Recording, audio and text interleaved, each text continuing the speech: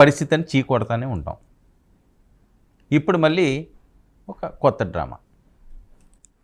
మనమండం కాదు, డైరెక్ట్గా పోలీసులు అంటున్నారు, వైద్యులు చీకొడుతున్నారు.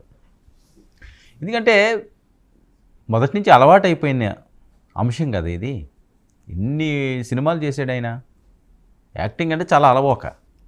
కానీ సినిమాల్లో చేసింది బయట చేస్తాము, సినిమా పోలీసుల దగ్గర, సినిమా హాస్పిటల్లోనూ హై డ్రామాలు, ఒరిజినల్ కాకీల ముందు, వైద్యుల ముందు చేస్తామంటే అది ఊరుకుంటారా? యాక్సెప్ట్ చేస్తారా? ఈసారి నిజంగానే ఏదో పులి మేక కథ ఒకటి ఉంటుంది. అదిగో పులి వస్తున్నది, అదిగో పులి వస్తున్నదని ఆ పిల్లడు ఆ తండ్రిని ఏదో ఒకసారి చెప్తాడు, నాన్న పులి వచ్చేస్తున్నది నన్ను చంపేయడానికి అని. చిన్నప్పటి నుంచి మనం వింటున్న కథ. మొదటిసారి చూస్తారు, పులి రాదు.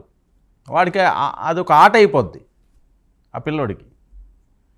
రెండోసారి మళ్ళీ అడుస్తారు, అమ్మ నాన్న నన్ను పులి చంపేస్తున్నది వచ్చేస్తున్నదని. మళ్ళీ పాపం వాళ్ళ దగ్గర ఉన్న గొడ్డలో కత్తో కర్ర పట్టుకుని నా కొడుకు చచ్చిపోతాడేమో, పులి నిజంగానే వచ్చి చంపేస్తున్నదేమో అని వస్తారు. అప్పుడు నవ్వుకుంటుంటాడు వీడు, నేను భలే మా అమ్మని నాన్నని మోసం చేసేసాను, పులి లేదు గిలి లేదు, అబ్బాబ్బా భలే ఉందిరా యాక్టింగ్ అని.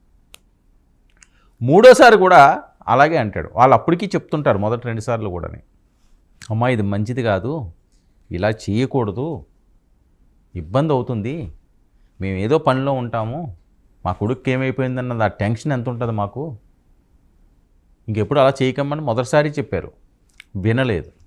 రెండోసారి చెప్పారు, వినలేదు. మూడోసారి నిజంగానే పులి వచ్చింది.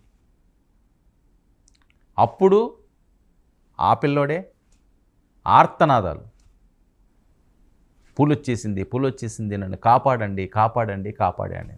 పులి దగ్గరికి వస్తుంది, ఆ పిల్లడు అరుస్తూ ఉన్నాడు. తల్లిదండ్రులకు అది వినిపించింది. కానీ పిల్లడు ఆకతాయిగా ఆడుకుంటున్నాడులే అని చెప్పి పట్టించుకోలేదు. ఎందుకు పట్టించుకోలేదు? గతంలో జరిగిన అనుభవాలు. పులి వచ్చింది, పిల్లని ఎత్తుకెళ్ళిపోయింది.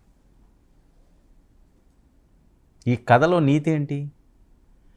తమాషాల కోసం అబద్ధాలు ఆడకూడదు. ఒకవేళ అదే నిజమైతే నువ్వు నిజం చెప్పినా అబద్ధమనే భావిస్తారు. దాని మూల్యం ఒక ప్రాణం.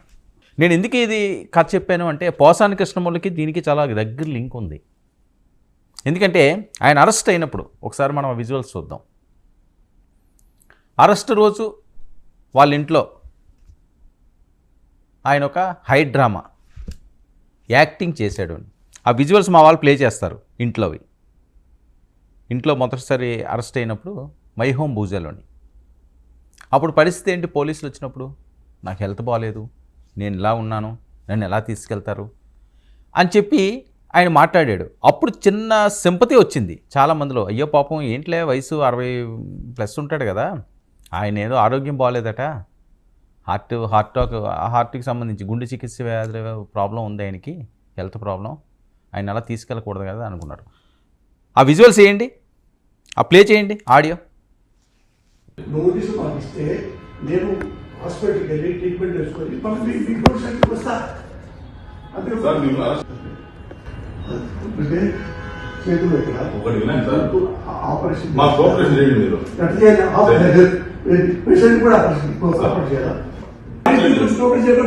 పోలీసు మీ ఇంటి కదా కేసు ఉంటే ఎవరింటికైనా ఎక్కడైనా జమ్మూ కాశ్మీర్ టు ఎక్కడైనా మీరు అరెస్ట్ చేసే అధికారం మాకుంది.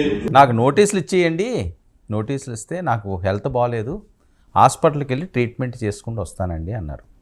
తప్పులేదు, ఉండొచ్చు, ఆ వయసుకి ఏమైనా ఆరోగ్య సమస్యలు ఉండొచ్చేమో, చాలామంది తప్పు కదా ఇది అని మాట్లాడారు. కానీ పోలీసులు వాళ్ళు ఎన్ని చూసుంటారు ఇలాంటివి? వాళ్ళే సినిమా పోలీసులు కాదు కదా చెప్పినట్టే వినడానికి, రియల్ పోలీసులు. డైరెక్టర్ చెప్పినట్టు వాళ్ళు వినరు కదా, వాళ్ళకంటూ ఒక ఆలోచన ఉంటుంది.